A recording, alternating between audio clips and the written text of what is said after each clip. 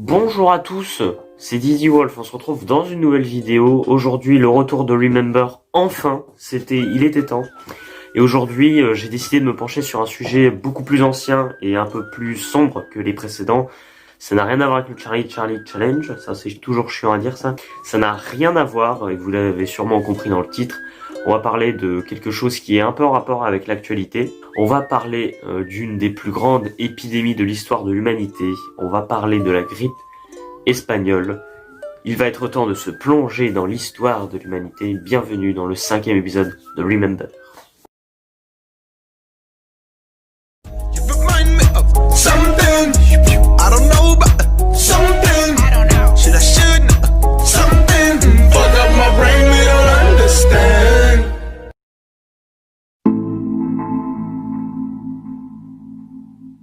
Avant de se pencher directement sur l'épidémie, on va un peu parler du virus qui l'a provoqué. Alors, vous n'êtes sans doute pas sans savoir qu'il y a plusieurs virus de la grippe, Il n'y en a pas qu'un, et c'est justement pourquoi on a des épidémies de grippe régulièrement en hiver. Donc le virus de la grippe espagnole était un virus de type H1N1 et non pas H1Z1 PTDR. Ouais, il faut bien rigoler parce que bon, après on va pas rigoler des masses quoi. Bon, je vais pas trop me pencher sur le côté scientifique parce que je suis pas prof de SVT déjà et ce serait trop compliqué et on va surtout se pencher sur l'aspect historique de l'épidémie qui sera moins complexe à comprendre.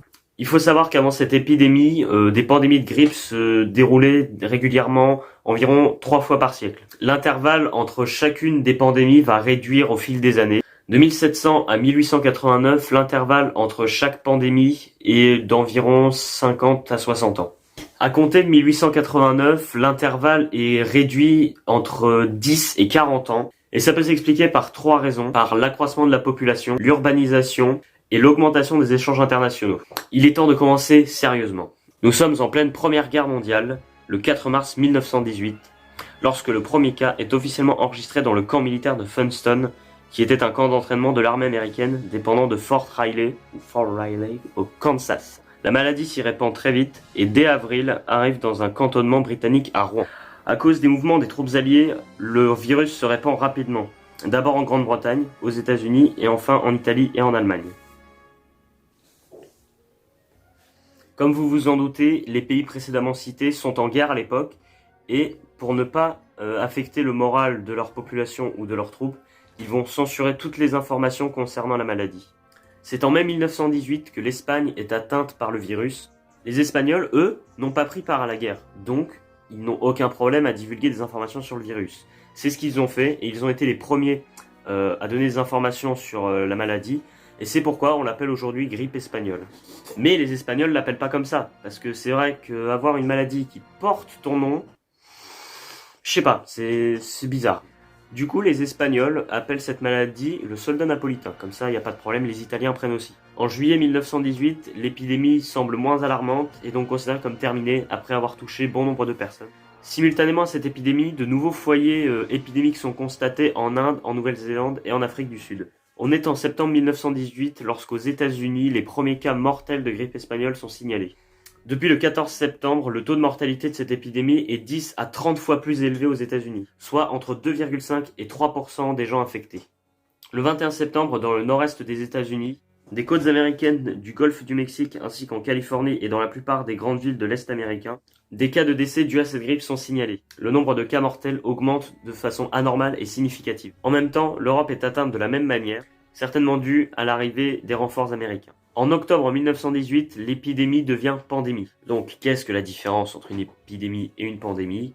Une épidémie, c'est la propagation d'un virus dans une région donnée, et une pandémie peut s'étendre à plus, un continent, voire le monde entier, comme pour le Covid-19 aujourd'hui et la grippe espagnole dans le cas présent. On est au stade de pandémie, les États-Unis sont submergés par l'épidémie, une infirmière sur 4 meurt de la grippe. Vers la mi-octobre, la France et l'Angleterre sont très fortement frappées. 2 semaines après, l'Espagne, l'Italie, l'Allemagne et d'autres comptent leurs premiers morts.